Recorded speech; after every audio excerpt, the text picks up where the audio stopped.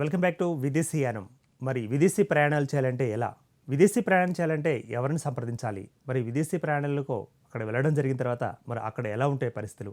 వీటితో పాటుగా విద్య, ఉద్యోగం, ఉపాధి ఈ యొక్క అంశాల మీద మరి విదేశీ యానం చేయాలనుకునేవారు మరి ఎటువంటి నిబంధనలు తీసుకోవాలన్నది ఇంతకుముందు ఎపిసోడ్లో మనం డిస్కస్ చేయడం జరిగింది. ఇక అదేవిధంగా ఈరోజు మరి నార్త్ అమెరికా ప్రయాణంలో భాగంగా మరి అక్కడ కూడా మరి ఇతర అంటే అందరూ యుఎస్ అనుకుంటూ ఉంటారు. సో యుఎస్కి మించి మరి అంత యొక్క కెనడా కూడా మరి మరొక అక్కడ ప్లేస్ ఉంది. ఆ కెనడా ప్లేస్లో ఎటువంటి అవకాశాలు ఉంటాయి, అసలు కెనడానే ఎందుకు వెళ్ళాలి, మరి యుఎస్లో తాజాగా నెలకొన్న రాజకీయ పరిస్థితులు మరి ఏ విధంగా కెనడాకి వెళితే మంచిది అంటూ కూడా మరి ఈ యొక్క అంశాలను మనతో పాటు వివరించేందుకు మరి అంబాసిడర్ డాక్టర్ వినోద్ కుమార్ గారు ఉన్నారు. వీరు ఐఎఫ్ఎస్ రిటైర్డ్. ముందుగా వారిని ఇన్వైట్ చేద్దాం. సార్ వినోద్ కుమార్ గారు నమస్తే, welcome to the show. Sir నమస్కారం సార్. మరి ఇప్పుడు అమెరికా అనగానే మనకి యుఎస్ కనిపిస్తుంది. మరి తాజాగా ఉన్న రాజకీయ పరిణామాల నేపథ్యంలో ట్రంప్ మరి మారిపోవడం జరిగింది కాబట్టి, బైడెన్ రావడం జరిగింది కాబట్టి, ఒకవేళ కెనడా వెళ్ళాలి అనుకుంటే ఒకవేళ కెనడాలో అవకాశాలు ఎలా ఉంటాయంటారు?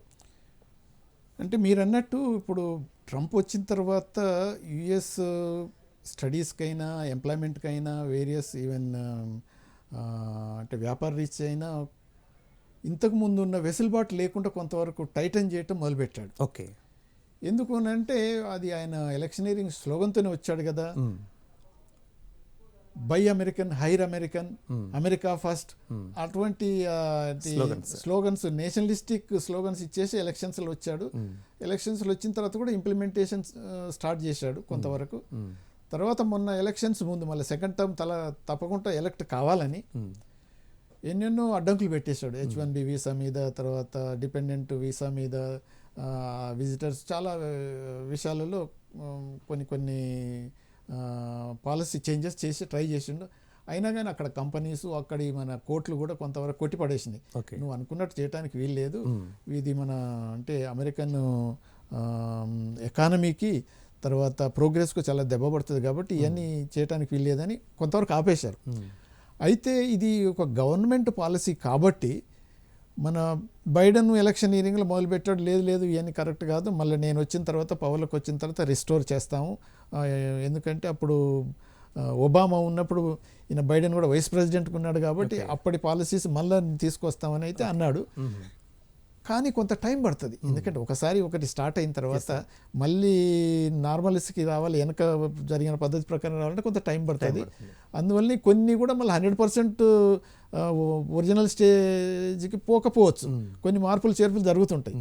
అందువలన చాలామంది ఈ పీరియడ్లో కూడా బైడెన్ ఇప్పుడు వస్తున్నారు, కానీ అంతకుముందు అయితే చాలామంది H1B వీసా మీద ఉన్న వాళ్ళకు ఒకటే అంటే భయాందోళన కలిగి చాలా వరకు ఉండే ఈ ట్రంప్ పెట్టిన కొన్ని పాలసీస్ వల్ల, కొన్ని రూల్స్ వల్ల. హోమ్ల్యాండ్ సెక్యూరిటీ అని ఆ ఇమిగ్రేషన్ వల్ల అయితే మధ్యరాత్రి పోయి కూడా తలుపు తట్టి మన ఇమిగ్రెంట్స్ ఎవరైతే ఎక్స్పర్ట్స్ ఉన్నారో వాళ్ళ దగ్గర నీ పేపర్ ఏది, నువ్వు ఎలా ఉంటున్నావు, ఎక్కడ పోతున్నావు, ఏ కంపెనీలను, తర్వాత సర్ప్రైజ్ చెకింగ్, తర్వాత హెరాస్మెంట్ కూడా. Okay sir. అది ఎందుకనంటే కొన్నిసార్లు ఏమవుతుందంటే ఈ కంపెనీ నుంచి వేరే కంపెనీకి నువ్వు అప్లై చేసుకుంటావు. H1B స్పాన్సర్ చేసినప్పుడు నువ్వు పోయినప్పుడు అవకాశం బట్టి ఇంకో దాన్ని చేసుకుంటావు అనుకో, అటువంటి కూడా చేయకుండా వీళ్ళు రూల్స్ అడ్డం పెట్టారు. సో ఇటువంటి ప్రాబ్లమ్స్ ఉన్నాయి కాబట్టి చాలామంది ఏం చేస్తారు, ఆల్టర్నేట్ ఏంటి అని. సో నియరెస్ట్ దానికి అనుకునే ఉన్నది కెనడా. కెనడా ఏంటి అని అంటే second largest country in the world after Russia. Okay, తర్వాత అక్కడ ఉన్నది మాత్రం మనం 3,75,00,000 మంది మాత్రమే, అంటే మన తెలంగాణ పాపులేషన్ కంటే తక్కువ. Second largest country in the world మన తెలంగాణ పాపులేషన్ కంటే తక్కువ ఉన్నదంటే అక్కడున్న వనరులకు, అక్కడున్న అవకాశాలను చూస్తే చాలా ఉన్నాయి అన్నట్టు. సో అటువంటి అప్పుడు కెనడా వైపు ఎందుకు చూడట్లేరు, కెనడా వైపు ఎందుకు పోవట్లేరు అంటే అవగాహన తక్కువ ఉండటం వల్ల. అయితే కెనడాకు మాత్రం చాలా అవకాశాలు ఉన్నాయి. అక్కడున్న రిసోర్సెస్ వల్ల, అక్కడ ఎంప్లాయ్మెంట్కు, ఎడ్యుకేషనల్ సిస్టమ్కు, మళ్ళీ తర్వాత కెనడా కూడా ఇప్పుడు మన కామన్వెల్త్ కంట్రీస్లలో అక్కడ మన క్వీన్ ఎలిజబెత్ వాళ్ళకు అంటే మొనార్క్గా ఉంటుంది. తర్వాత అక్కడున్న పార్లమెంటరీ మన డెమోక్రసీలో ఇప్పుడు ప్రైమ్ మినిస్టర్ ఎవరైతే ఉన్నాడో ట్రూడో, ఆయన ఇండియన్ ఆరిజిన్, పంజాబీ ఆరిజిన్ అయిన అతను. అంటే మన ఇండియన్స్ ఎంతమంది ఉన్నారు, మ్యాక్సిమం ఒక 4% దాకా ఆ పాపులేషన్లో ఉంటే దాంట్లో 2% దాకా మన పంజాబీస్ ఉన్నారు. సో అటువంటి కాస్మోపాలిటన్ కల్చర్లో, అంత పెద్ద లార్జ్ కంట్రీలో అవకాశాలు విద్యకు, ఉద్యోగానికి, వ్యాపారానికి అన్నిటికీ మంచి మంచి అవకాశాలు ఉన్నాయి. ఓకే. అయితే దాన్ని బట్టి చూస్తే మనం అనుకోవచ్చు మరి ఇన్ని ఉన్నప్పుడు మరి మనోళ్ళు ఎందుకు వెళ్ళట్లేరు అక్కడ అనేది ఫస్ట్ క్వశ్చన్ వస్తుంది. ఒకటి ఏంటంటే అమెరికా పక్కకు ఉన్నది కాబట్టి ఆల్మోస్ట్ అమెరికా కెనడాను అంటే షాడోయింగ్ అన్నట్టు. ఓకే. దాంతో ప్రతి ఒక్కరు ఇటు చూడగానే ఓహో నార్త్ అమెరికానా అంటే అమెరికా, యుఎస్ఏ అనే పద్ధతులు పోయినారు. కానీ ఈ మధ్య చాలా వరకు ఇప్పుడు మన ఇండియాలో తర్వాత మిగతా దేశాల వాళ్ళు కూడా కెనడా వైపు చూస్తున్నారు. కెనడాలో ఒకటి మనం విద్యా విధంగా చూసుకుందాం. విద్య అంటే హయ్యర్ ఎడ్యుకేషన్స్కు యుఎస్లో ఉన్న ఫెసిలిటీస్ అక్కడ ఉన్నాయా, యూకేలో ఉన్నటువంటి అక్కడ ఉన్నాయా, ఆస్ట్రేలియాలో ఉన్నట్టు అక్కడ ఉన్నాయా, ఒకవేళ ఉంటే అది ఎంతవరకు కాస్ట్లీ ఎఫెక్టా, లేకపోతే ఇంకా అక్కడ ఏమన్నా లాంగ్వేజెస్ ప్రాబ్లమ్స్ ఉన్నాయా, ఇటువంటివన్నీ తెలుసుకోవటం చాలా ఇంపార్టెంట్.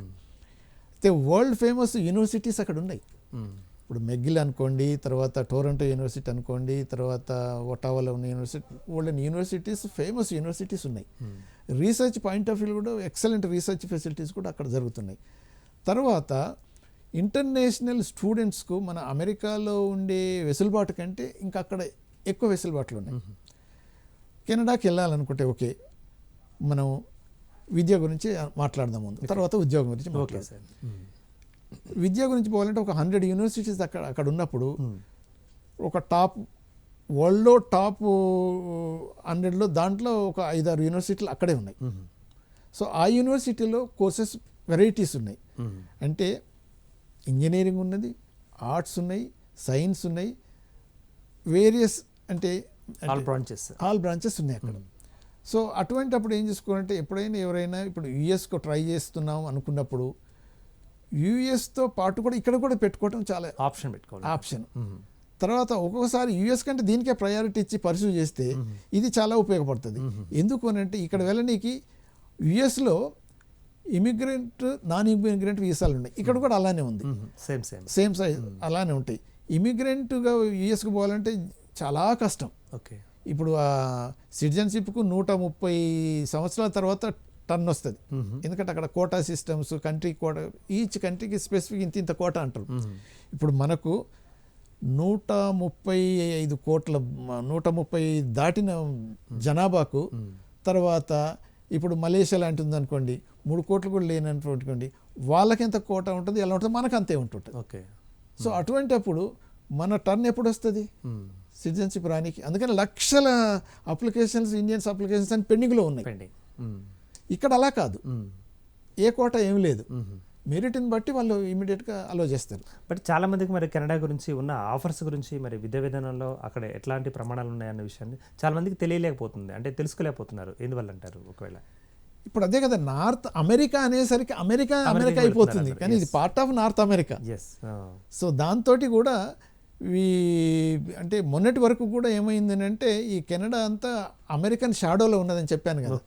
దానివల్ల ఏమైందంటే ప్రజలందరికీ అమెరికానే అనుకుంటున్నారు, కానీ ఇది కెనడా ఇప్పుడు రీసెంట్గా అంటే మన 65 దాకా, ఈవెన్ 84 దాకా కూడా ఆల్మోస్ట్ కెనడా అసలు ఇండిపెండెంట్ ఉన్నదా లేదా అనే పద్ధతిలో ఉండే. అదంతా బ్రిటిష్ మొనార్కీ కింద ఇప్పటికి కూడా కంటిన్యూ అవుతున్నా, కానీ ఇప్పుడు స్లోగా అమెరికన్ సిస్టమ్ నుంచి అది బయటకు వచ్చేసి ఇండిపెండెంట్గా అంటే మేజర్ ఒక ఇంటర్నేషనల్ ప్లేయర్గా తయారైంది. అందువల్ల ఏమైందంటే ఇప్పుడు ఆఫ్టర్ 1985 తర్వాత పర్టికులర్లీ ఇప్పుడు 21st సెంచరీలో కెనడా తన అంటే ప్రత్యేకతను నిరూపించుకుంటుంది అన్ని ఫీల్డ్స్లలో. ఎడ్యుకేషన్లో, ఎంప్లాయ్మెంట్లో, ఎకానమీ అయితే ఇది ఆల్మోస్ట్ 10th లార్జెస్ట్ ఎకానమీ, అంటే నియర్ 1.85 ట్రిలియన్స్ ఎకానమీ. దాని తర్వాత రిసోర్సెస్ అయితే ప్లెంటీ. ఇప్పుడు ఇన్ని డెవలప్డ్ కంట్రీస్ ఉన్నాయి కదా, అన్ని కంట్రీస్ ఆయిల్, ఎనర్జీని అంతా ఇంపోర్ట్ చేసుకునే పరిస్థితుల్లో ఉన్నాయి. కానీ కెనడా మాత్రం ఎక్స్పోర్టింగ్ ఎనర్జీ, అంటే ప్లెంటీ ఆఫ్ ఎనర్జీస్ అక్కడ ఉన్నాయి. అందుకనే షేల్ గ్యాస్ అనుకోండి, ఈవెన్ ఆయిల్ ఫీల్డ్స్ అనుకో బోర్డ్ ఇన్ కెనడాలో ఉన్నాయి. దానికి తర్వాత mineral resources plenty. Second largest country in the world కాబట్టి వాళ్ళకు 3,75,76,00,000 మందికి అంటే ఎన్ని అవకాశాలు ఉన్నాయో చూడండి. Yes. తర్వాత ఇప్పుడు రీసెంట్గా ఇది వరల్డ్ నోన్ ఇన్స్టిట్యూషన్స్ అన్నీ కూడా ఇప్పుడు అక్కడ రీసెర్చ్కి బాగా వచ్చేస్తుంది. తర్వాత ఇంటర్నేషనల్ స్టూడెంట్స్ని ఇప్పుడు వాళ్ళు చాలా వరకు ఎంకరేజ్ చేస్తున్నారు, ఓకే. యాక్సెప్ట్ చేస్తున్నారు. తర్వాత ఎక్స్పర్ట్స్ని కూడా ఇంటర్నేషనల్ నుంచి ఎవరైతే వేరియస్ కంట్రీ నుంచి వస్తున్నారు ఉద్యోగాన్ని గురించి కూడా వాళ్ళు కూడా అవకాశాలు ఇస్తున్నారు. కాకపోతే ఏంటంటే ఒక చిన్న డిఫికల్టీ ఎక్కడ ఉన్నది అని అంటే ఇండియాలో ఉండి అప్లై చేసుకొని అక్కడ ఉద్యోగం సంపాదించుకోవటం అనేది కొద్దిగా కష్టతరమైంది. ఎలా సార్? ఎందుకు అని అంటే అక్కడున్న కంపెనీస్ అన్ని ఏం చేస్తాయంటే అక్కడున్న రెసిడెంట్స్కే ప్రిఫరెన్స్ ఇస్తాయి, ఫస్ట్ ప్రిఫరెన్స్. అంటే ఇక్కడ ఇండి కూడా అప్లై చేస్తే వచ్చేస్తుంది, కానీ అంత ఈజీ కాదు. ఎందుకంటే సెకండ్ ప్రయారిటీ. ఎందుకంటే అక్కడున్న కంపెనీస్ గవర్నమెంట్కి ఏం చేస్తాయంటే ఇప్పుడు మన దగ్గరనైనా వేరే కంట్రీస్నైనా ఈ పొజిషన్కు skilled personnel not available in this country అనేది ఒక సర్టిఫికేట్ తీసుకోవాలి లేబర్ డిపార్ట్మెంట్ నుంచి. అది అక్కడ ప్రాసెస్ కొద్దిగా కష్టం. అందుకని కంపెనీస్ ఏం చేస్తాయంటే అడ్వైజ్ చేస్తాయి వీళ్ళకి కూడా, మీరు ఇమిగ్రెంట్ వీసాకు అప్లై చేసుకోండి, దాని తర్వాత ఇక్కడికి వచ్చిన తర్వాత you can get the employment. అంటే ఇక్కడ అమెరికాలోనేమో ఇమిగ్రెంట్ వీసాకి రావడం చాలా కష్టం, కెనడాలో ఇమిగ్రెంట్ వీసా తీసుకోవడం ఈజీ అన్నట్టు. ఇక్కడే ఉండి అన్ని అప్లై చేసుకోవచ్చు. ఒకసారి ఈ ఇమిగ్రెంట్స్ స్టేటస్కు అప్లై చేసినప్పుడు ఏదైతే ప్రాసెస్ ఉంటుందో దాన్ని వాళ్ళు చాలా సీరియస్గా చూస్తారు. అది అంటే ఈ మెరిటోరియస్ క్యాండిడేట్ అయినా తర్వాత హైలీ స్కిల్డ్ అయినా అని మనం ఇక్కడ నుంచే చూపించవచ్చు. అక్కడ పోవాల్సిన అవసరం లేదు. దీనికి ఒకసారి ఇమిగ్రేషన్ వీసాకు కనుక యాక్సెప్టెన్స్ వచ్చిందనుకోండి, అప్లై చేసుకొని అక్కడ వెళ్ళిన తర్వాత అక్కడ 3 years దాకా యూ కెన్ లివ్ దేర్, తర్వాత you can search for the employment.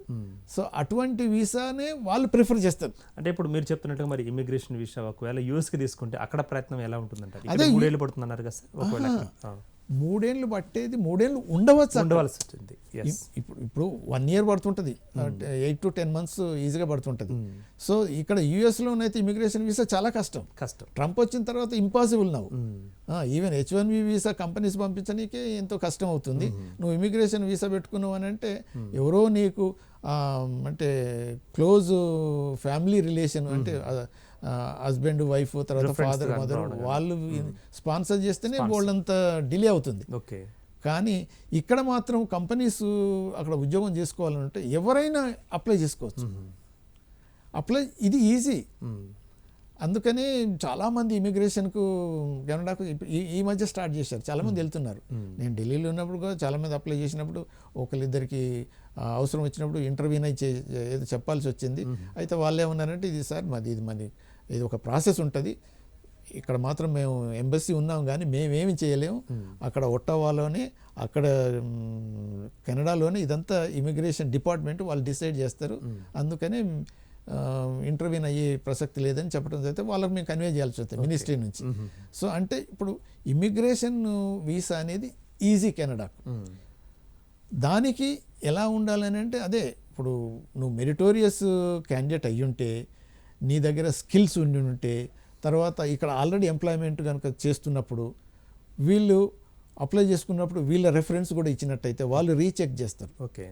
So తర్వాత ఈ రెజ్యూమే అయినా తర్వాత ఏదైనా దాంట్లో ఇప్పుడు మనం గూగుల్లో కనుక మనం చూసినట్టయితే తర్వాత కెనడా హై కమిషన్ చూసినట్టు అన్ని డీటెయిల్స్గా ఎలా అప్లై చేసుకోవాలి, ఎలా ప్రాసెసింగ్ ఉంటుంది, అవన్నీ మొత్తం ఇన్ఫర్మేషన్ అవైలబుల్ ఉంటుంది. అంటే ఇమిగ్రేషన్ వీసా అప్లై చేసుకొని కెనడా పోవటం చాలా అడ్వైజబుల్. తర్వాత ఇది ఎంప్లాయ్మెంట్ పాయింట్ ఆఫ్ వ్యూలో. ఇక స్టూడెంట్ పాయింట్ ఆఫ్ వ్యూలో ఏమైందంటే ఇన్ని యూనివర్సిటీస్ ఉన్నాయి కాబట్టి యూనివర్సిటీలలో ఏ కోర్స్కి వెళ్ళదలుచుకున్నాం అక్కడ మాత్రం సైన్స్ అండ్ టెక్నాలజీకి బాగుంది. అంటే for example computer sciences, engineering, other బ్రాంచెస్కు, తర్వాత మన మేనేజ్మెంట్ పోస్ట్ గ్రాడ్యుయేషన్ దాంట్లో MBA వాటికి కూడా ఉన్నాయి. తర్వాత ఇక్కడనైతే అమెరికాలో పోస్ట్ గ్రాడ్యుయేషన్ చేసిన తర్వాత ఉద్యోగం రావటం చాలా కష్టం. ఇప్పుడు ఇక్కడనైతే పోస్ట్ గ్రాడ్యుయేషన్ కోర్స్ కంప్లీట్ కాకముందే ఉద్యోగానికి అక్కడ అప్లై చేసుకోవచ్చు. 99% వాళ్ళకు అక్కడే దొరికిపోతున్నాయి. అని అంటే ఇంత మంచి అంటే అవకాశం. ఇంత అవకాశాలు ఉన్నాయని అందరికీ తెలియని పరిస్థితి యాక్చువల్గా అసలు. అదే ఇప్పుడు చెప్పాను కదా, అమెరికా అనేసరికి యుఎస్ అనేది అమెరికానేమో మొన్నటి వరకు కెనడాను ఒక అంటే మరీ ఏంటి వటవృక్షం లెక్క ఉండి దానితోనే అంతా కప్పిపోయింది. ఇప్పుడు మాత్రం ప్రజలకు ఈ ట్రంప్ రావటం వల్ల ఇటువంటి ఏది రిస్ట్రిక్షన్స్ ఇంపోజ్ చేసి ప్రాబ్లమ్స్ పెట్టడం వల్ల ప్రజలు ఇప్పుడు అమెరికాని ఎందుకు చూడాలి మనం, ఇప్పుడు కెనడా ఇంత పక్కకు ఉన్నది కదా, ఇన్ని అవకాశాలు ఉన్నాయి కదా అని అమెరికాలో ఉన్న వాళ్ళే కొంతమంది షిఫ్ట్ అయిపోయారు. ఎందుకంటే వాళ్ళకి ఎక్స్పైర్ అయిపోతుండే వీసా, మళ్ళీ ఎక్స్టెన్షన్ దొరకలేదు. ఈ కంపెనీ నుంచి వేరే కంపెనీకి మారటానికి కూడా అవకాశం లేకుండా చేశాడు ట్రంప్. వాళ్ళంతా హాయిగా అక్కడే ఉన్నారు కాబట్టి అక్కడి నుంచి అప్లై చేసుకొని చాలామంది మారిపోయారు. తర్వాత ఇప్పుడు ఇండియా నుంచి ఇంకా అంటే చైనా ఇంటర్నేషనల్ స్టూడెంట్స్ అయినా ఎంప్లాయీస్ అయినా మనం ఒకసారి తీసుకుంటే ఇప్పుడు 3,76,00,000 జనాభా ఏదైతే ఉందో దాంట్లో చూస్తే చైనా యాజ్ యూజువల్ ఏ కంట్రీలో చూసినా చైనా వాళ్ళు ఎక్కువ ఉంటారు, దాని తర్వాత ఇండియన్స్ ఉంటారు సెకండ్ పార్ట్లో. అయితే మనం కూడా 4% ఉన్నాము, వాళ్ళు 5% దాకా ఉన్నారు. ఇది మొత్తం టోటల్ జనాభాలో ఆల్రెడీ సిటిజన్స్ అయిన వాళ్ళు. సో అందుకని ఇప్పుడు ఇంటర్నేషనల్ స్టూడెంట్స్కు, ఇంటర్నేషనల్ స్కిల్డ్ పర్సనల్కు కెనడాలో అవకాశాలు ఎక్కువ ఉన్నాయి. తర్వాత ప్రాసెస్ కూడా ఈజీనే స్టూడెంట్స్కైనా స్టడీస్కు, తర్వాత ఎంప్లాయీస్కైనా. కాకపోతే ఏంటంటే ఒక విధంగా వాళ్ళు కెనడా ఇమిగ్రేషన్ సిస్టమ్ కొంత టైం ఎక్కువ తీసుకుంటుంది. అంటే ప్రాసెసింగ్లో 8 to 10 months టైం తీసుకుంటుంది. ఆ ప్రాసెసింగ్ అంటే అప్లై చేసే ముందు కొన్ని అంటే మినిమం ప్రొసీజర్స్, మినిమం ప్రాసెస్ మనం ఫాలో అవ్వక తప్పదు. సార్ అంటే ఇప్పుడు ఒకవేళ ఏజెన్సీ తరపున వెళ్తే బెటర్ అంటారా, లేకపోతే ఒకవేళ డైరెక్ట్ రిక్రూట్మెంట్ లెటర్స్ వస్తే వెళ్ళటం బెటర్ అంటారా కెనడా? ఇప్పుడు ఒకటి సార్, ఏజెన్సీస్ చాలామంది ఎన్నో ప్రామిసులు చేస్తారు.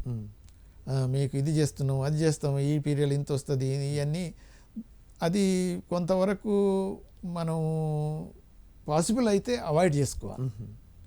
ఏజెంట్స్ నమ్ముకొని వాళ్ళకు డబ్బులు కట్టి ఇది చేసి వచ్చేస్తుంది అనే బదులు సొంతగా ఇప్పుడు కెనడాకి వెళ్ళాలనుకున్నా, అమెరికాలో వెళ్ళాలనుకున్నా, అదే మనం లాస్ట్ టైం కూడా మనం అనుకున్నాము. ఏది ఒక అంటే అక్కడ కూడా అవకాశాలు ఉన్నాయి ఫార్మర్స్కి కూడా. అంటే ఫార్మర్స్కి అక్కడ అవకాశాలు ఉన్నాయి, కానీ మెక్సికో నుంచి చాలామంది అడిపోతుంటారు దగ్గర కాబట్టి, బార్డర్ కాబట్టి. మనం ఇక్కడ ఫార్మర్ ఎవరైనా ఉద్యోగం గురించి అప్లై చేసుకొని అమెరికాకు పోయి అక్కడ ఫార్మింగ్ చేసి వచ్చింది అనేది మనం వినలేదు, అరుదు. సో అలా కాకుండా ఇప్పుడు హైలీ ఎడ్యుకేటెడ్ పీపులే కదా పోయేది, ఏంటంటే స్టడీస్కు, హయ్యర్ స్టడీస్కు, లేకపోతే ఎంప్లాయ్మెంట్ గురించి పాయింట్ ఆఫ్ వ్యూ పోతున్నారు కాబట్టి సొంతగా కొంతవరకు స్టడీకి వెళ్తున్నావా, ఎంప్లాయ్మెంట్కి వెళ్తున్నావా, ఏ వీసా కావాలి, దానికి సంబంధించినవి ఏమేమి అవసరం అని ఒకసారి సెర్చ్ చేసుకోవాలి. అన్నీ అవైలబుల్ ఇన్ఫర్మేషన్ అంతా హై కమిషన్ ఆఫ్ కెనడాది వాళ్ళ వెబ్సైట్లు అన్నీ ఉన్నాయి. దాని తర్వాత ఇమిగ్రేషన్ సర్వీసెస్ కెనడా వాళ్ళ దాంట్లో కూడా అన్నీ ఉన్నాయి. తర్వాత ఎన్జిఓస్ అక్కడ కొన్ని ఉన్నాయి. ఆల్ టైప్స్ ఆఫ్ ఇన్స్టిట్యూషన్స్ నుంచి ఇన్ఫర్మేషన్ అంతా ఉన్నది. ఒకసారి సెర్చ్ చేసుకొని ఒకసారి డిసైడ్ చేసుకొని స్టడీస్కి అయితే ఏ యూనివర్సిటీకి వెళ్తున్నావు, ఏం కోర్స్ తీసుకుంటున్నావు, దానికి సంబంధించిన ఏంటి, బోల్డ్ అండ్ స్కాలర్షిప్స్ అవైలబుల్ ఉన్నాయి కెనడాలో కూడా. Okay sir. సో ఇటువంటి అన్నీ ఉపయోగించుకుంటే ఏజెంట్స్ను ఆశ్రయించవలసిన అవసరం లేదు. ఒకవేళ ఆశ్రయించినా కానీ నేను మొదటి నుంచి చెప్తూనే ఉన్నాను, అది గవర్నమెంట్ ఆఫ్ ఇండియా పర్టికులర్గా ఎక్స్టర్నల్ అఫైర్స్ మినిస్ట్రీ నుంచి వీళ్ళకు రికగ్నిషన్ ఇచ్చి ఆ లైసెన్స్ నెంబర్ ఇచ్చారా, ఒకవేళ ఇచ్చినట్టయితే కొంతవరకు వాళ్ళు ఇచ్చే ఇన్ఫర్మేషన్ ఉపయోగపడుతుంది. అలా కాకుండా వేరే వాళ్ళు నమ్ముకుంటే కొద్దిగా మోసపోయినట్టు జరుగుతుంది. సార్ మరి ఇమిగ్రేషన్ వీసా తీసుకోవడం అనేది మరి యూఎస్తో కంపేర్ చేస్తే చాలా ఈజీ అంటూ చెప్పడం జరిగింది. మరి అదేవిధంగా అక్కడ సిటిజన్షిప్ ఎలా ఉంటుందంటారు అసలు కెనడాలో? ఇప్పుడు మనం ముందు ఏమంటుందంటే ఇమిగ్రేషన్ వీసాకి అప్లై చేస్తున్నప్పుడు సక్సెస్ఫుల్ క్యాండిడేట్స్ వాళ్ళు పిఆర్ అనేది దొరుకుతుంది, అంటే పర్మనెంట్ రెసిడెన్సీ అనేది వచ్చేస్తుంది. అది వచ్చిన తర్వాత వాళ్ళు కెనడాకి వెళ్ళొచ్చు, ఉద్యోగాల గురించి సెర్చ్ చేసుకోవచ్చు, తర్వాత అక్కడ ఉండే సోషల్ బెనిఫిట్స్ అన్నీ వీళ్ళకి దొరుకుతుంటాయి. అయితే వాళ్ళు అక్కడ 3 years కనుక ఉండి అంటే జాబ్ చేసుకుంటున్నా, కొంతకాలం జాబ్ లేకుండా జాబ్ వెతుకుంటూ ఉన్నా కూడా టోటల్ 3 years పీరియడ్ అయిన తర్వాత సిటిజన్షిప్కు ఎలిజిబిలిటీ అవుతారు. అంటే మీరు ఉద్యోగం 3 సంవత్సరాలు టైం ఉన్నది కాబట్టి ఈ పీరియడ్లో ఉద్యోగ రీత్యా డిఫికల్ట్ కాకూడదు. ఏదో ఒక చోట ఉద్యోగం దొరుకుతున్నది. కొన్ని ప్లేస్లలో ఎలా ఉందంటే 10 ప్రావిన్సెస్ ఉన్నాయి. మన దగ్గర కనుక ఇప్పుడు స్టేట్స్, యూనియన్ టెరిటరీస్ ఎలా ఉన్నాయో అక్కడ కూడా 10 స్టేట్స్ అంటే ప్రావిన్సెస్, తర్వాత 4 యూనియన్ టెరిటరీస్ లెక్క ఉన్నాయి. కొన్ని ప్రావిన్సులలో ఈజీగా జాబ్ దొరుకుతుంది, కొన్నిట్లో కొద్దిగా కష్టంగా దొరుకుతుంది. సో మన స్కిల్ని బట్టి, తర్వాత వర్క్ ఎక్స్పీరియన్స్ని బట్టి ఈ ఏదో ఒక జాబ్ అయితే తప్పకుండా దొరుకుతుంది. అయితే పోగానే సిటిజన్షిప్కి ఎంటైటిల్మెంట్ రాదు. ఓకే, అది కాకపోతే పర్మనెంట్ రెసిడెన్సీ అంటే గ్రీన్ కార్డ్ అనుకోండి, యూఎస్. సార్ మరి 3 years పట్టుద్దని అంటే ఈ 3 years మధ్యలో ఒక వాళ్ళకి సంబంధించి లైవ్లీహుడ్ ఎలా అంటారు అసలు యాక్చువల్ వెళ్ళిన వాళ్ళకి? ఇప్పుడు అదే కదా, ఇప్పుడు మీరు ఇమిగ్రేషన్ వీసా వెళ్తున్నారు కాబట్టి మీరు సిమల్టేనియస్గా ఆ వీసా ప్రాసెస్ చేస్తూ ఇటు మళ్ళీ ఉద్యోగానికి కూడా ఇక్కడ ఇండియాలో నుండి కూడా మళ్ళీ అప్లై చేయొచ్చు. రెండింటికి సిమల్టేనియస్గా, అది నేను అనేది. ఇప్పుడు ఇమిగ్రేషన్ వీసాకే అప్లై చేసి కూర్చోవటం కాదు. సో రెండింటిని ఒకటేసారి మనం ఫాలో కావచ్చు. అది వచ్చినప్పుడు ఒకవేళ ఉద్యోగమే రాలేదనుకో, అది ముందు వచ్చింది అనుకోండి, పోయి అక్కడ కూడా వెతుక్కోవచ్చు. తర్వాత ఇప్పుడు ఉద్యోగం, అందుకని చెప్పాను కదా, ఉద్యోగం ఎప్పుడు వస్తుంది అని అంటే అక్కడ కంపెనీలన్నీ ఈ పిఆర్ స్టేటస్ ఉన్న వాళ్ళకే ప్రిఫరెన్స్ ఇస్తారు. ఈ పిఆర్ స్టేటస్ ఉన్న వాళ్ళకు ఉద్యోగం కనుక ఇస్తే ఆ కంపెనీ, ఆ ప్రభుత్వం లేబర్ డిపార్ట్మెంట్ తోటి హైలీ స్కిల్డ్ జాబ్ ఇది, దీనికి సరిపోయిన క్యాండిడేట్ మన అంటే కెనడాలో లేరు కాబట్టి మేము ఇంటర్నేషనల్ అదర్ కంట్రీస్ సిటిజన్స్కు జాబ్ ఆఫర్ చేస్తున్నాం అన్నట్టు డిక్లేర్ చేయాల్సి వస్తుంది. అది లెంతీ ప్రొసీజర్, డిఫికల్ట్ ప్రొసీజర్. అందుకనే వాళ్ళు ఏం చేస్తారంటే వాళ్ళు కూడా అడ్వైజ్ చేస్తారు. ఎవరైనా అప్లై చేసుకున్నప్పుడు వాళ్ళు అడ్వైజ్ చేస్తారు కంపెనీస్ కూడా, have you already obtained PR status, if not you apply అనేది వాళ్ళు కూడా చెప్తుంటారు. అందుకనే పిఆర్ స్టేటస్ అనేది పర్మనెంట్ రెసిడెన్సీకి, అది ఇమిగ్రేషన్ వీసాకు ఇక్కడ ఉండి అప్లై చేసుకోవచ్చు. దాంతో పాటు కూడా ఉద్యోగానికి కూడా అప్లై చేసుకోవచ్చు. రెండింటికి ఫాలో కావచ్చు. అదే అడ్వాంటేజ్. సార్ జాగ్రఫికల్గా అంటే ఇండియాలో ఉండే ఆ యొక్క వాతావరణానికి అక్కడ వాతావరణానికి ఏ కష్టం అవుతారంటారా? అది కూడా ఒక జనరల్ క్వశ్చన్. నేచురల్గా ఆఫ్ కోర్స్ ఇప్పుడు మనకు ఇండియాలో ఇప్పుడు ఎగ్జాంపుల్ తీసుకుంటే 47 degrees దాకా పోయినాయి మొన్న సమ్మర్లో. అక్కడ పోతే కొన్ని ప్రావిన్సులలో -20 degrees కూడా పోతాయి. నేనున్నాను కదా, అంటే ఇది యుఎస్ఎస్, ఓల్డ్ యుఎస్ఎస్ఆర్ టైప్ నుంచి రష్యన్ టెరిటరీస్లో, యూరోపియన్ కంట్రీస్లో, ఈస్ట్ ఏషియా, ఇక్కడ ఆఫ్రికా, అల్జీరియా, అక్కడ అన్ని చూసాను. ఒక్కొక్క కంట్రీలో ఒక విధమైన వాతావరణ పరిస్థితులు ఉంటాయి, వెదర్ కండిషన్స్ ఉంటాయి. ఇప్పుడు నేను హాంబర్గ్లో జర్మనీలో ఉన్నప్పుడు ఆల్మోస్ట్ -30 degrees దాకా చూశాను. ఆ లేక్సే కాదు, లేక్స్ అన్ని ఫ్రోజన్ అయిపోయి టోటల్లీ దాని మీద పిల్లలు ఆడుకోవటం, అది అంత అంటే ఒకప్పుడు దాని నిండా వాటర్ ఉండి అన్ని బోట్స్ గీట్స్ తిరిగాయి. అంత దూరం ఎందుకు, ఆ సీ కోస్ట్ అంతా మొత్తం ఫ్రోజన్ అయిపోయింది, ఈవెన్ షిప్స్ రాలేకపోయినాయి. అటువంటి డిఫికల్టీస్ కూడా ఉంటాయి. ఇప్పుడు రష్యాలో ఉన్నప్పుడు అయితే -40 దాకా ఒకసారి పోయినాయి. అంటే అదే కరెక్టే. ఒకవేళ అవకాశం అంటూ ఉంది కదా కెనడా వెళ్ళడానికి, ఇమిగ్రేషన్ కూడా వీసా రావడానికి కూడా ఈజీ ఉంది కదా అంటూ ఒక వెళ్తే క్లైమేటిక్ కండిషన్స్కి వీళ్ళు కష్టం అవుతారన్నది అది కూడా ఒక డెఫినెట్గా అది ఆలోచించాల్సిన విషయమే. కానీ కాకపోతే ఏముందంటే ఇప్పుడు మనం అక్కడ అన్ని హౌసెస్ అన్ని ఏముందంటే వెల్ హీటెడ్ ఉంటాయి, వెహికల్స్ అన్నీ అంత అంటే వార్మింగ్ హీటెడే ఉంటాయి. కాకపోతే వింటర్లో 2-3 months దాకా కొద్దిగా ఎక్కువ ఉంటుంది. అప్పుడు ఫ్రీగా తిరగటానికి డిఫికల్టీ అనిపిస్తుంది. కాకపోతే అడ్జస్ట్ అయిపోతుంది, హ్యూమన్ బాడీ అడ్జస్ట్ అయిపోతుంటే ఉలెన్ క్లోత్స్ అయ్యాను అంతా ఉన్నారు కదా జనమంతా. ఇప్పుడు 3.76 crores జనాలు అక్కడ ఉన్నారు అని అంటే హ్యూమన్ బీయింగ్స్ అక్కడ ఉంటాయి. కాకపోతే ఆర్కిటిక్ దగ్గర ఉండేది, పూర్తిగా నార్త్ వైపు పోయేటం ఇంకా సివియర్ కోల్డ్ ఉంటుంది. అక్కడ ఉన్న వాళ్ళకు ఒకప్పుడు చూస్తాం మనం ఎస్కిమోస్ అని, అటువంటి టైప్ వాళ్ళు కూడా అక్కడ ఉండేవాళ్ళు ఒకప్పుడు. అంత సివియర్ కోల్డ్ ఉంటుంది ఆర్కిటిక్. సార్ మరి ప్రధానంగా మరి ఇప్పుడు కెనడాలో ఏ రంగాలలో ఉద్యోగాలు ఎలా ఉంటాయి సార్ అసలు? ఇప్పుడు మనం చూస్తే కెనడా అనేది ఇప్పుడు డెవలప్డ్ కంట్రీ. దాంట్లో పర్టికులర్గా ఇప్పుడు మనం చూడవలసింది ఏంటంటే పోస్ట్ ఈ పాండమిక్ కోవిడ్ తర్వాత ఎలాంటి అవకాశాలు ఉంటాయి, అది చాలా ఇంపార్టెంట్. అంటే మొన్నటి వరకు కూడా బిఫోర్ కోవిడ్ కూడా కెనడా అనేది డెవలప్డ్ కంట్రీస్, తర్వాత ఎకానమీ 1.85 trillion ఎకానమీ ఉన్నది. దానివల్ల అంటే హై లివింగ్ స్టాండర్డ్స్ అవన్నీ ఉన్నాయి. అందువల్ల అక్కడ ఉండే జాబ్స్కి ఎలా ఉంటుంది అంటే హైలీ స్కిల్డ్ జాబ్స్ ఇంజనీరింగ్ దాంట్లో ఎక్కువ ఉంటాయి. తర్వాత మేనేజ్మెంట్ ఎంబీఏ, బిజినెస్ మేనేజ్మెంట్, తర్వాత బ్యాంకింగ్ ఫైనాన్షియల్స్, తర్వాత ఇక ఐటీ అంటే మనం చెప్పనక్కర్లేదు, ప్రతి చోట ఉన్నట్టే అమెరికాలో ఉన్నట్టే కెనడాలో కూడా ఉన్నది.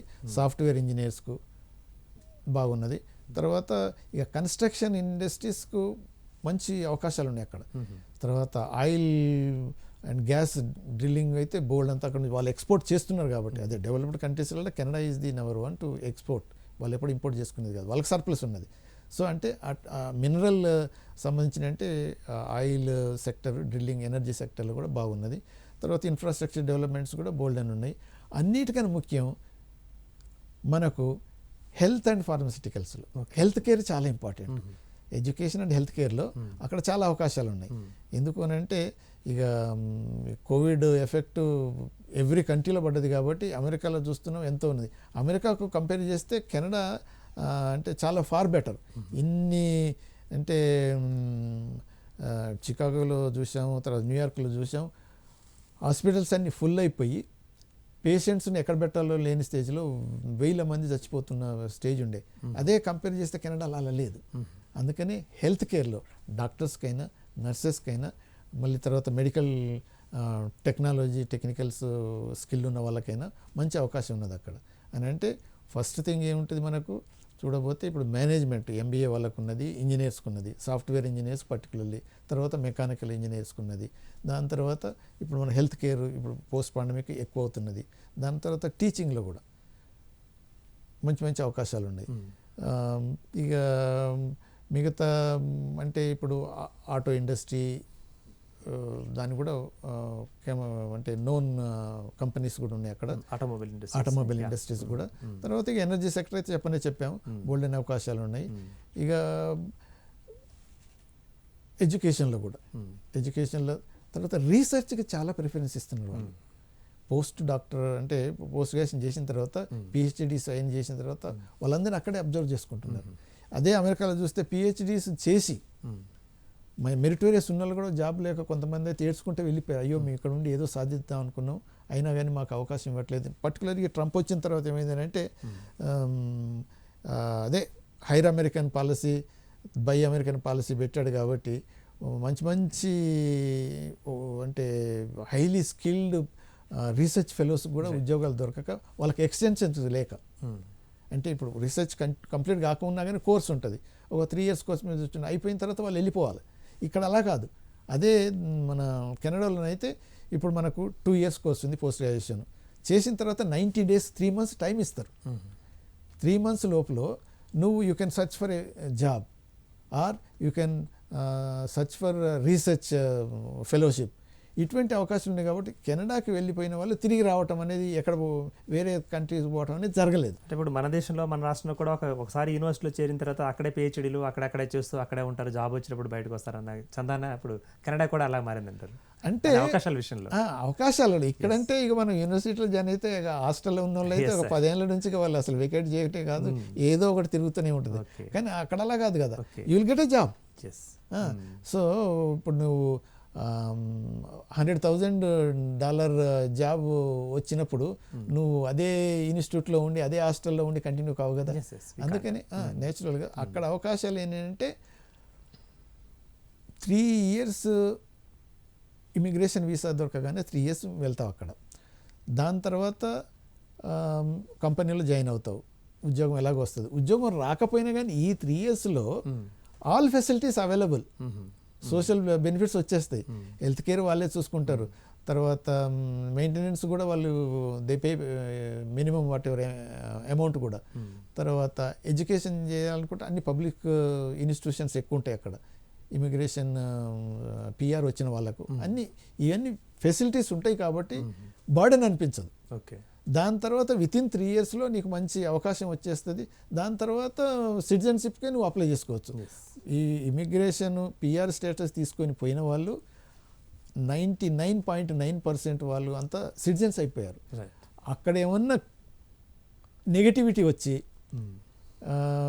Is unfit to be A citizen అని అంటే తప్ప అంటే ఫర్ ఎగ్జాంపుల్ ఇక్కడ ఏదో క్రిమినల్ బ్యాక్గ్రౌండ్ ఉందనుకోండి, కేసెస్ కానీ ఇట్లా ఉంటాయి, ఏదో ఉంటాయి, అక్కడ పోయిన తర్వాత అప్పుడు తెలియకపోవచ్చు, తర్వాత ఏదైనా వచ్చిన వాళ్ళు ఎందుకంటే అంటే రెఫర్ చేస్తారు, ఎక్కడ ఏ ఇన్స్టిట్యూషన్లో పుట్టిన కాంచి మొత్తం మళ్ళీ వాళ్ళు అంటే డిగ్ in to all issues citizenship grant చేసే ముందు.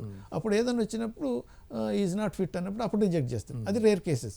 బట్ 99% పీపుల్కి మాత్రం అందరికీ ఇమిగ్రేషన్ వీసా పోయినంటే పిఆర్ స్టేటస్ మీద కెనడాకు పోయిన వాళ్ళందరికీ మాత్రం ఉద్యోగం వచ్చుడు, తర్వాత సిటిజన్షిప్ వచ్చుడు మాత్రం జరిగింది. Right sir. ఇక to conclude this episode sir, మరి లాస్ట్ అండ్ ఫైనల్ మీ యొక్క సజెషన్స్ ఏంటంటారు ఇండియా నుంచి ఇక్కడ వెళ్ళాలనుకున్నాం? ఇప్పుడు అదే ఒకసారి ఉద్యోగానికైనా హయ్యర్ స్టడీస్కైనా ఒకసారి అమెరికాకు వెళ్ళాలనుకొని ఏదైతే ప్రజలు ప్రిపేర్ అవుతున్నారో వాళ్ళు అమెరికా గురించి అందరికీ తెలుసు. అమెరికా గురించి ఇప్పుడు మన రిజెక్షన్ తర్వాత జరగకపోవటం అంటే ఆ గోల్ చేరుకోకపోవటం అనేది చాలా చూస్తున్నాం. కాబట్టి ఆల్టర్నేట్గా బెస్ట్ పాసిబిలిటీస్ అవకాశాలు ఉన్నది కెనడా గురించి ఆలోచించుకొని హయ్యర్ స్టడీస్కైనా బెటరే, లేదు ఉద్యోగరీత్యా అయినా ఇంకా ఫార్ బెటరే. అందుకనే కెనడా వైపు చూసి దాన్ని అంటే ఇమిగ్రేషన్ స్టేటస్ తీసుకుంటే అంటే పిఆర్ పర్మనెంట్ రెసిడెన్సీ దానికి అప్లై చేసుకొని సిమిల్టేనియస్గా ఉద్యోగం నుంచి వెతుక్కోవటం, అది ఉద్యోగులకు. లేదు అని అంటే విద్యార్థులకు మన విద్య గురించి అయితే మంచి యూనివర్సిటీ బెస్ట్ యూనివర్సిటీస్ కూడా ఉన్నాయి, దాని నుంచి అప్లై చేసుకొని అంటే దాంట్లో బాగా ప్రిపేర్ కావాలి. ఇప్పుడు దానికి ఏంటంటే జిఆర్ఈ టోఫెల్ అంటే అది మన టోఫెల్ అనేది ఇంగ్లీష్ లాంగ్వేజ్ ప్రొఫిషియన్సీది. తర్వాత అది ఏది జిఆర్ఈ అన్నాం కదా, జీమ్యాట్ అన్నాం కదా, దాంట్లో హై స్కోర్ కనుక వచ్చేస్తే ఆటోమేటిక్గా ఏది మంచి యూనివర్సిటీలో అనుకున్న కోర్సు దొరుకుతుంది. స్కాలర్షిప్స్ బోలెడు ప్లెంటీ ఉన్నాయి అక్కడ. కాబట్టి మనం ఫైనాన్షియల్గా అంత బర్డెన్ కూడా కాదు, మంచి ఇన్స్టిట్యూషన్లో కూడా అడ్మిషన్స్ వస్తాయి. అందుకని కెనడా వైపు చూసి దానికి సంబంధించిన అవకాశాలు ఉపయోగించుకోవాలంటే కష్టపడి మెరిట్గా మంచి స్కోరింగ్ తెచ్చుకుంటే మాత్రం మంచి అవకాశాలు ఉన్నాయి కెనడాలో. Right sir, thank you much sir. Ambassador doctor Vinod Kumar గారు, థ్యాంక్ యూ మచ్. మరి మొత్తానికి విదేశీయానంకి సంబంధించి మరి ఈ వారం ఎపిసోడ్లో మరి కెనడాకి సంబంధించిన పూర్తి వివరాలను తెలుసుకోవడం జరిగింది. అదేవిధంగా మరి కెనడాలో ప్లెంటీ ఆఫ్ ఛాన్సెస్ ఉన్నాయంటూ కూడా మరి ఇంకా అక్కడ పూర్తి స్థాయిలో అక్కడ నివసించే అవకాశం కూడా మరి ఇతర దేశాలతో పోలిస్తే చాలా మరి ఎక్కువగా అవకాశం అక్కడ ఉండే అవకాశం మనకు దొరుకుతుంది. సో పిఆర్ అంటే పర్మనెంట్ రెసిడెంట్గా అక్కడ మారే అవకాశం ఉంటుంది. అదేవిధంగా మరి విద్యా ఉద్యోగ విషయాలలో కూడా చక్కటి అవకాశాలు ఉన్నాయంటూ కూడా మరి ఒకసారి కెనడా వైపు అందరూ దృష్టి మళ్లించాల్సిందిగా కోరుకుంటున్నారు. ఇక ఇది ఇవాల్టి విదేశీయానం. మరొక వారం వచ్చే విదేశీయానంలో మళ్ళీ కలుసుకుందాం. అంటిల్ దెన్ కీప్ వాచింగ్ మస్ట్కే TV. If you like this video, please like it, share it, and for more videos, please subscribe to our channel.